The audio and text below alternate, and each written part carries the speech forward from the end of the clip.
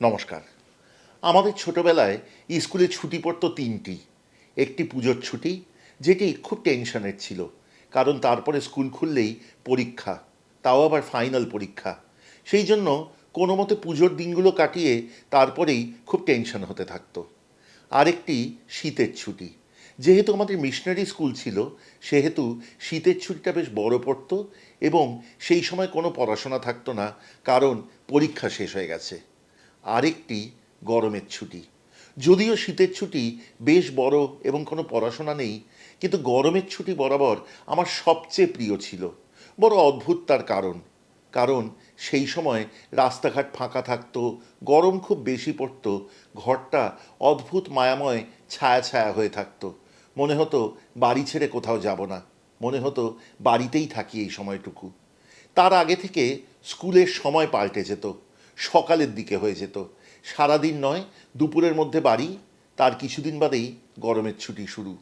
গরমের ছুটিতে সকালবেলা উঠেই হোমওয়ার্ক করতে বসতাম জলখাবারের পর। কোনো মতে খানিকক্ষণ হোমওয়ার্ক করেই টিভির সামনে যেতাম। আমাদের সময় অনেক বেশি চ্যানেলের ছড়াছড়ি ছিল না তো, দূরদর্শনই মূল। সেখানে গরমের ছুটি উপলক্ষে ছোটদের জন্য সকালের দিকে একটি বিশেষ অধিবেশন হতো। কী যে মজা লাগতো তা দেখতে, কি বলবো।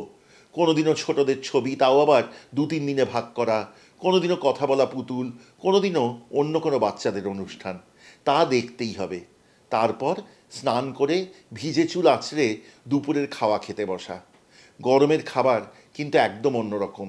প্রথম পাতে তেতো, তারপর হালকা পাতলা ডাল, কোনোদিন আম ডাল, কোনোদিন মুসুরির ডাল, এরকম। তার সাথে একটি ভাজা। আমার গন্ধরাজ লেবুর প্রতি সুতীব্র যে ভালোবাসা, তা কিন্তু সেই সময় তৈরি হয়, কারণ প্রত্যেক দিন পাতের ধারে থাকতো গন্ধরাজ লেবুর টুকরো।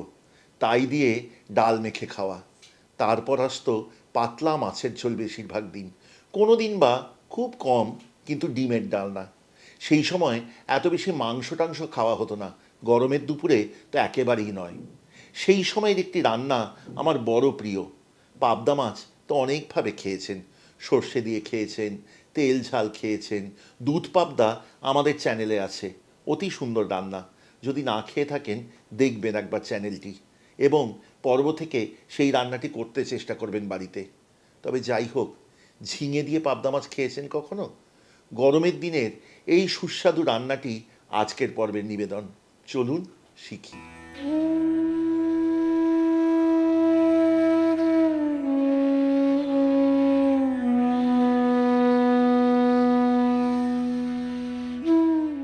ঝিঙে দিয়ে পাবদার ঝোল রান্নার জন্য পাবদা মাছ নুন, হলুদ আর সর্ষের তেল দিয়ে ভালো করে মেখে নেবেন।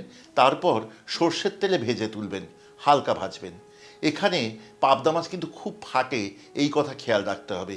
সেই জন্যই কিন্তু সর্ষের তেল মাখানো আগে, কারণ তাতে পাবদা মাছের ফাটার সম্ভাবনা অনেকখানি কমে যায়।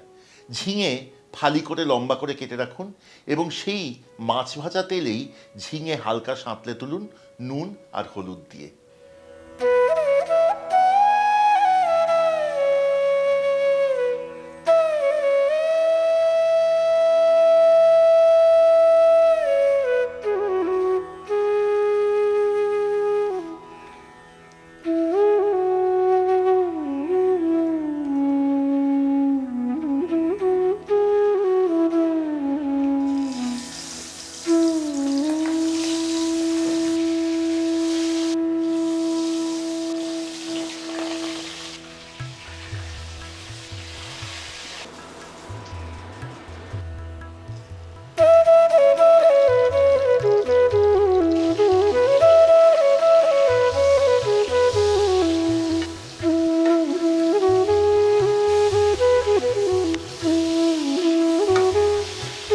এবার কড়াইয়ে অবশিষ্ট তেলে ফোড়ন দিন গোটা তিনেক তেজপাতা এবং 1 চামচ গোটা জিরে।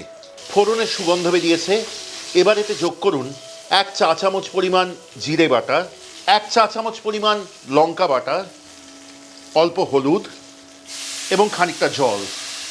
তেল ছাড়া অবধি মশলা কষাতে থাকুন। যেহেতু এটি অনেক পুরনো রান্না, আমি এখানে বাটা মশলা ব্যবহার করেছি, কিন্তু আপনি চাইলে গুঁড়ো মশলা ব্যবহার করতে পারেন। সেক্ষেত্রে লঙ্কা বাটার জায়গায় লঙ্কা গুঁড়ো এবং জিরে বাটার জায়গায় জিরে গুঁড়ো দেবেন। মশলায় তেল ছেড়েছে।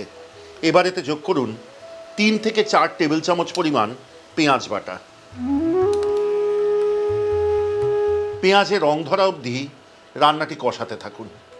পেঁয়াজ কষানো হয়েছে, এবার এতে যোগ করুন 1/2 টেবিল চামচ আদা বাটা, সাথে দিন অল্প জল এবং নিজস্ব স্বাদ অনুযায়ী কয়েকটি মাথাচেরা কাঁচা লঙ্কা। আদার কাঁচা গন্ধ চলে যাওয়া অবধি রান্নাটি কষাতে থাকুন। মশলা কষানো হয়েছে, এবার এতে যোগ করুন আগে থেকে সাঁতলে রাখা ঝিঙে, সাথে যোগ করুন স্বাদ অনুযায়ী নুন, কিন্তু খেয়াল রাখবেন আগে আপনি ঝিঙে এবং মাছ দুটিতেই নুন যোগ করেছিলেন। মিনিট 2 মাথায় রান্নাটিতে যোগ করুন জল।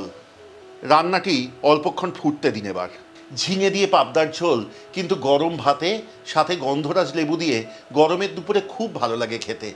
একবার করে দেখবেন বাড়িতে, প্রিয়জনদের খাওয়াবেন, সবাই খুব আনন্দ পাবে। কেমন লাগছে আজকের পর্বটি আমাদের কমেন্টে লিখে অবশ্যই পাঠান। যদি ভালো লেগে থাকে তাহলে সাবস্ক্রাইব করবেন, সঙ্গে থাকবেন, খুব আনন্দ পাবো।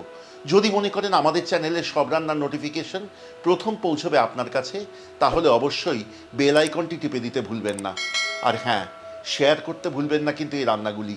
নিজের প্রিয়জনদের মাধ্যমে শেয়ার করে বাঁচিয়ে রাখুন এই সব রান্নাগুলি, বাঁচিয়ে রাখুন এই ঐতিহ্য। যদি আমাদের যোগাযোগ করতে চান আমাদের প্রি বুক লাউঞ্জ বুক করবার জন্য, অথবা আমাদের সাথে নিজের হেসেলের কোনো রান্না ভাগ করে নেওয়ার জন্য, কোনো গল্প ভাগ করে নেওয়ার জন্য, অথবা আমাদের থেকে খাবার নিতে চেয়ে, তাহলে আমাদের নম্বর রাখা রইল 6291834357। যোগাযোগ করবেন সোম থেকে শনিবার সকাল 11টা থেকে সন্ধ্যে 7টার মধ্যে। আমরা কিন্তু অপেক্ষায় থাকব। এবার ফিরব রান্নায়। ঝোল ভালো করে ফুটে উঠেছে, এবার সাবধানে যোগ করুন মাছগুলি।